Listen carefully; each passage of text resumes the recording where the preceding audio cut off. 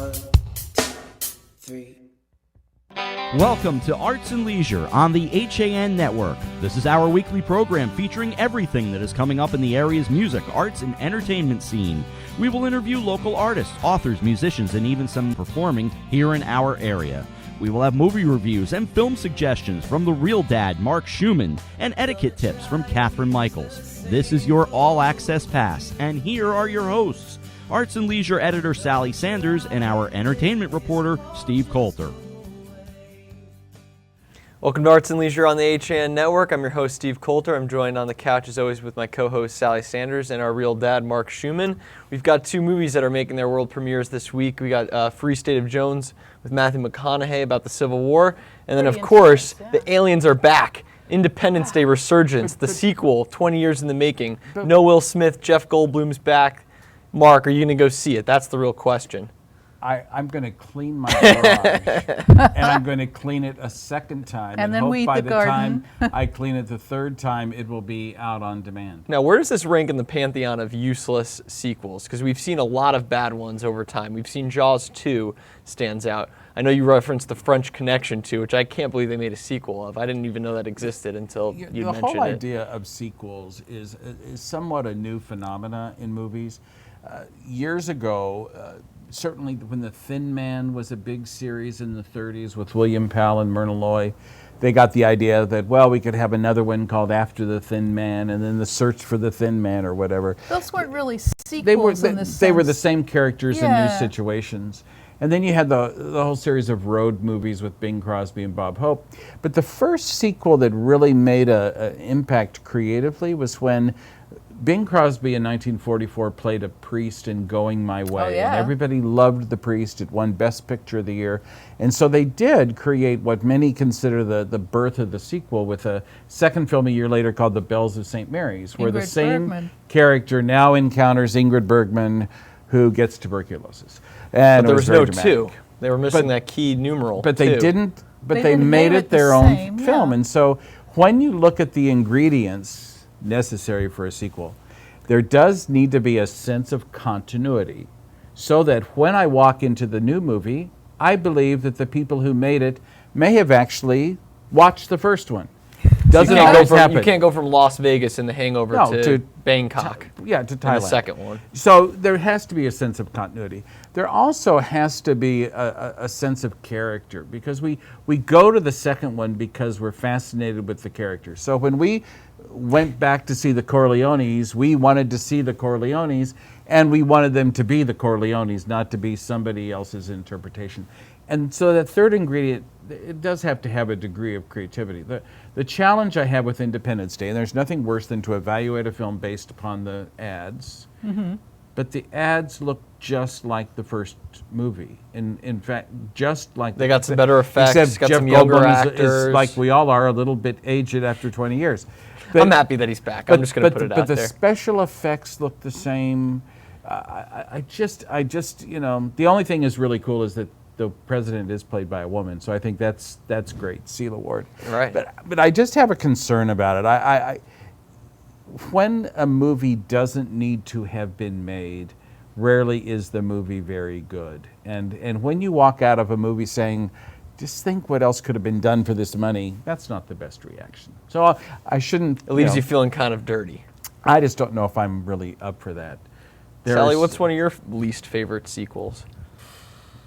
Going way back. Going way back, I encountered American Graffiti's. Oh my God! Yeah. More American Graffiti. More I wanted American less. Graffiti. Who ordered more American? I Graffiti? just wanted less. I just thought it was the whole tone was different. It was it trying to didn't- latch onto yeah. a totally different era, No. and it lost the purity No. and innocence, Yeah. but it had the best music. It did have It great. had really good really soundtrack. had great music. But other than that, I think that if you remember Terms of Endearment, there was a second Terms of Endearment, which made such an impact, and it was called The Evening Star, and it was about the continuing saga of Aurora Greenway. But it was, though, these... Jack didn't come back for He it. came back for like... Really? A couple of scenes that they arranged around the Lakers schedule, and but it was just it was like it's like same name, wrong place. And, Right. And the thing that was most disturbing, and they can't help this, but the house in Houston where they had shot the first one wasn't available, so they found a different house.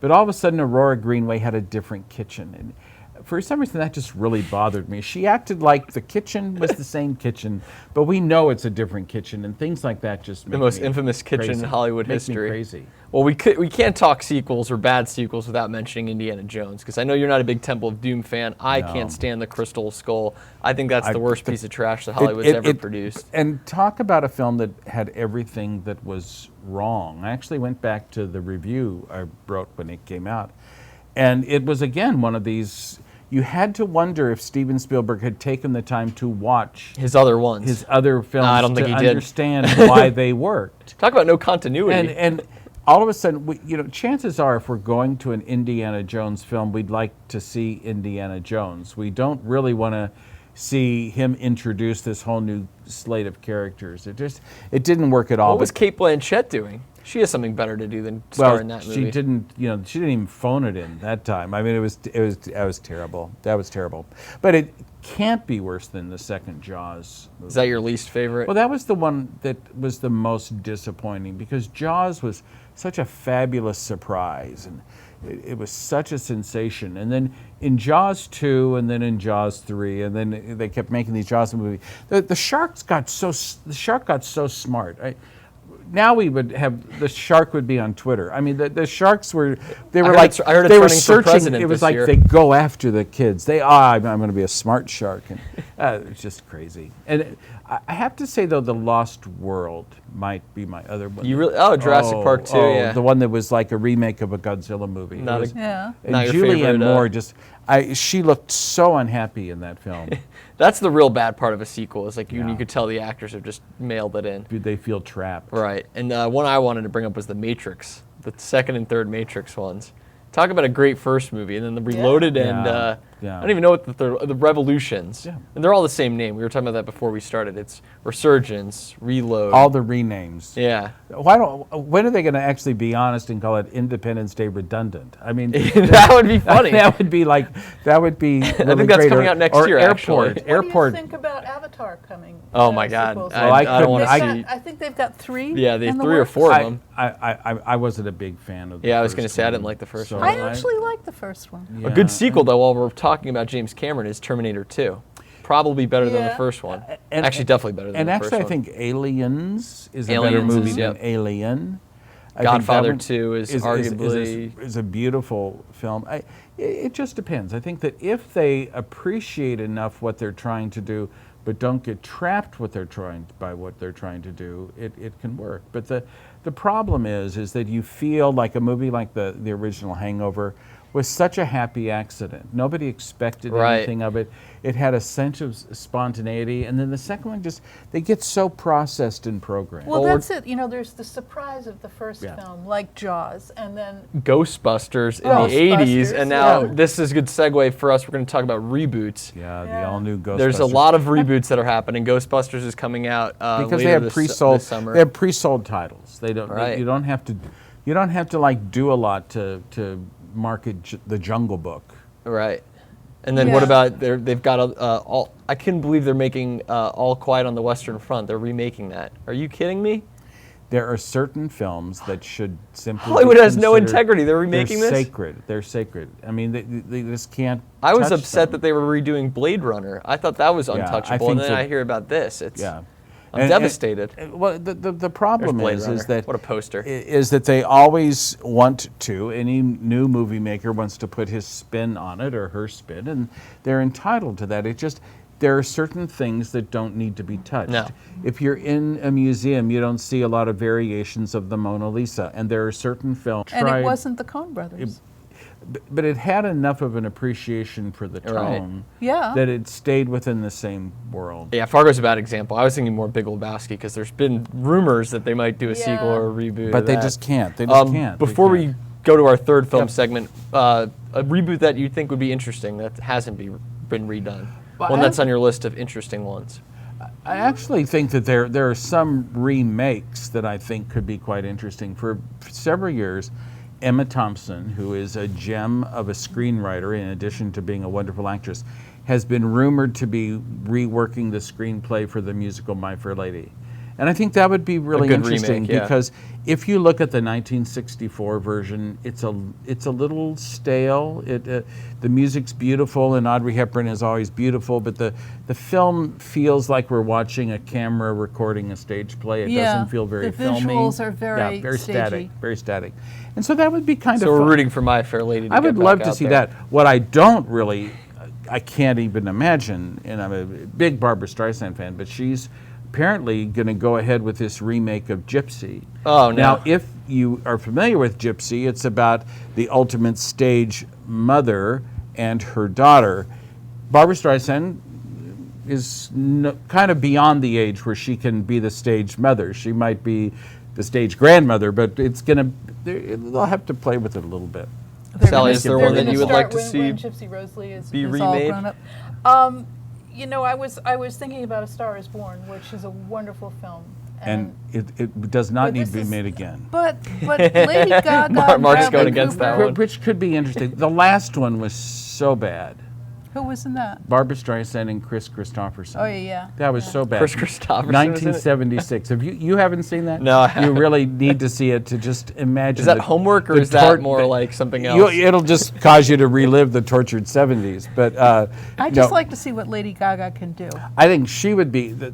That film has actually been filmed several times. It was originally a film called What Price Hollywood in the 30s. Then the original Star Is Born was later in the 30s, one of the first color films.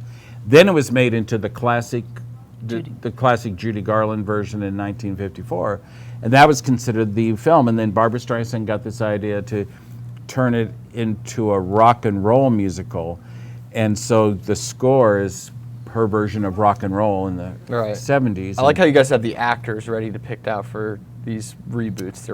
You have specific people you want to be playing. Well, no, Well, they're they're making. They're rumored going to to make be. it. They're going to Yeah, make it. I've got Or one. You sign- want to hear mine? Yeah. Yes. Heat.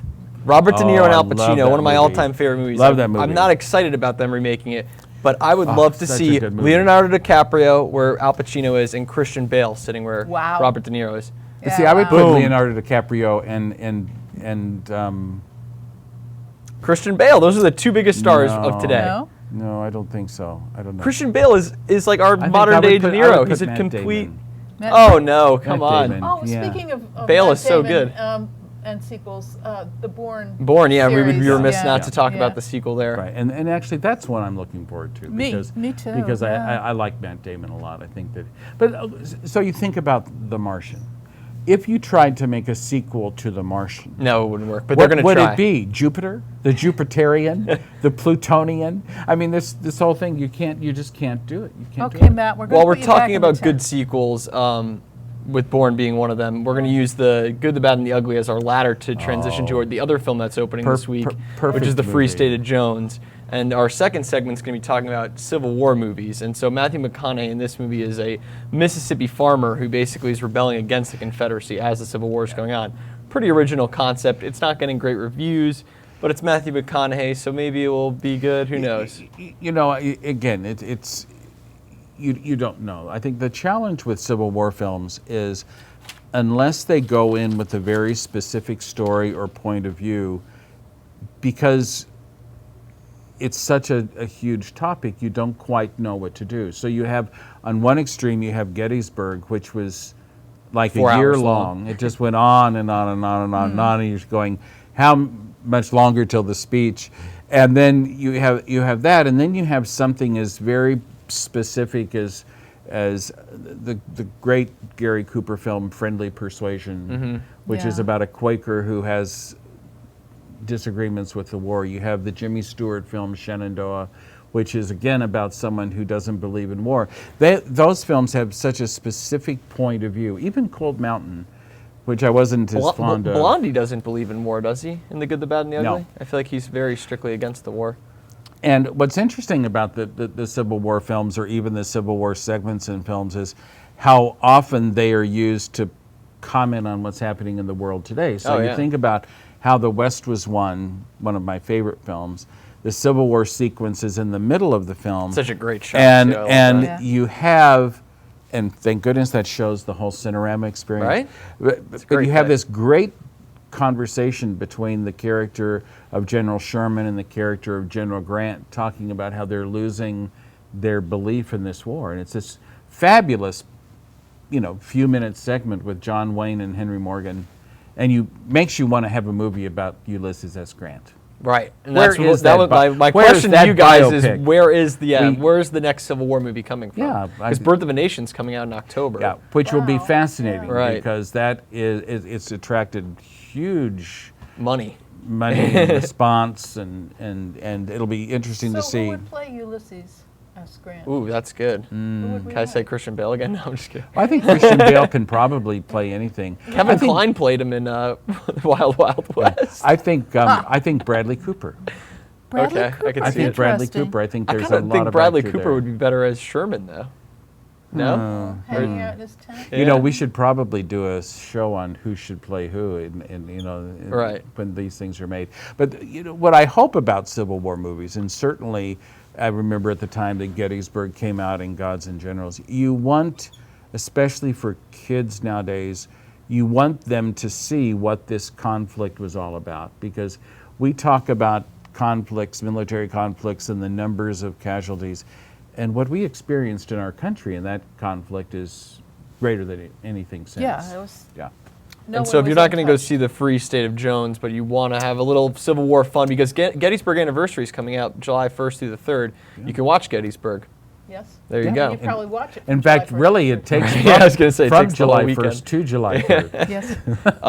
We're going to go to our commercial break. When we come back, we've got a young artist, Brooklyn Senmo, is going to be on to talk about her first album and her first 3 songs. We'll be right back after the commercial break. Walter Stewart's Market in New Canaan is your time-saving local shopping destination for the best of spring. Find many of your favorite products, from great specials on everyday items to the freshest organic produce, artisanal cheeses, and grass-fed steaks. Drop off your knives to be sharpened, grab a beautiful bouquet of spring flowers, and stop in next door for a wine tasting. Plus, their personable staff is always ready to lend a helping hand. So stop in to Walter Stewart's Market, 229 Elm Street today, or shop online at stewartsmarket.com. Mosquitoes, ticks, gone. Guaranteed. That's what Mosquito Squad guarantees as America's most trusted mosquito and tick control company. Locally owned and operated, over 90,000 homes have been protected by Mosquito Squad using their dual protection method for season-long protection, which includes barrier spray service for eliminating mosquitoes and adult ticks, as well as supplemental programs to increase tick control. They use only USDA organic options, which are safe and non-toxic. Contact them today at www.squadctny.com or 203-893-4309. Mosquito Squad. No bugs, no bites, no kidding. Connecticut is coming back to hometown banking, to a partner that makes small businesses feel big, where community comes first, where you get the know-how only neighbors can deliver, where saving time is important too. It's time to expect more. It's time to bank well, bank smart, bank local, bank well. With the 24-month Bank Well Smart CD, you can earn 1.35% APY and raise your rate and add to your CD. You're watching the HAN Network, and you're not alone. Nearly 1 million people have watched our live sports, news, and entertainment programming since the network launched in August 2015. Advertise on the network that reaches Fairfield County, Connecticut's most engaged audience. Contact Advertising Director Jessica Murrin at 203-273-7312 or email jessica@han.network.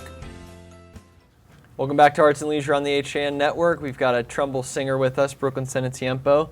Congratulations on your first CD, self-titled Brooklyn. Thank you. How is the release of the album going? People like the songs you've written? Yeah, it's going really well. All my friends and family are being really supportive, and it's just really great. And so when did you start singing? I started singing in second grade, the second grade chorus at my elementary school. And I know you're working with a teacher, an elementary school teacher. Do you want to talk about your relationship with him? Well, we met this summer going into 8th grade, so that was 3 summers ago. And we met at Trumbull Day when his band Forget Paris was performing. And we just become really close because we're both musicians, we both love singing, and he's been a lot of help through this whole process. And he He's kind been of coaching you. Yeah. Yes, yes. he's my And little motivating coach. you, right? Yeah. And so how many hours a week do you spend with him?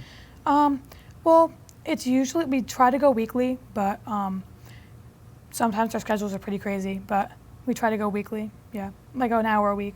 And next week you're going to have some fun. You're going to be recording your first music video with him, Yes, right down in, yes. is it Fairfield? We're not sure what beach yet, maybe Stratford, because he lives in, Right. in Stratford. And the song we're going to hear it later is Summer Lover. Mm-hmm. And there's two other ones, Everything to Me and Say Goodbye. Yeah. Do you have Summer a favorite Lover of is those three? Or I like them all because they're all so different, but I like Say Goodbye. It's the most upbeat and fun. And they all have kind of different genres, right? Yeah. We did that purposely because we wanted to see people's feedback as to what genre people like the most.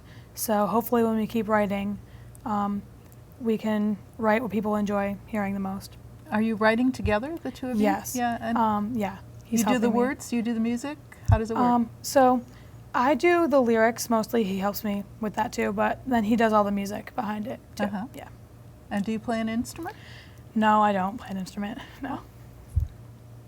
What goes into the songwriting process? Is it more kind of like you're in the moment and you're writing, or is it over time?